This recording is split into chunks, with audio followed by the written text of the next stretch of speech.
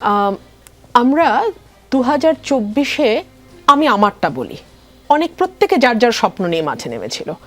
আমি একটা স্বপ্ন নিয়ে মাঠে নেমেছিলাম যে আমি আশা করেছিলাম, আমি যখন 14 থেকে 24 গণতন্ত্রের কথা বলেছি, আমি যখন বাক স্বাধীনতার কথা বলেছি, আমি যখন মানুষে মানুষে বৈষম্য নিরসনের কথা বলেছি, আমি যখন ব্যাপক লুটপাট দুর্নীতির বিরুদ্ধে কথা বলেছি, আমি যখন এমপি মন্ত্রীদের হরিলুট নিয়ে আওয়াজ তুলেছি, আমি যখন একটার পর একটা ভয়াবহতম কারচুপিপূর্ণ নির্বাচনের বিরুদ্ধে কথা বলেছি, আমি যখন সংসদে একটা গৃহপালিত বিরোধী দলের বিরুদ্ধে কথা বলেছি, তখন আমাকে রাজাকার শাবক ধরনের ট্যাগ ডাইরেক্টলি বা ইনডাইরেক্টলি দেওয়া হয়েছে।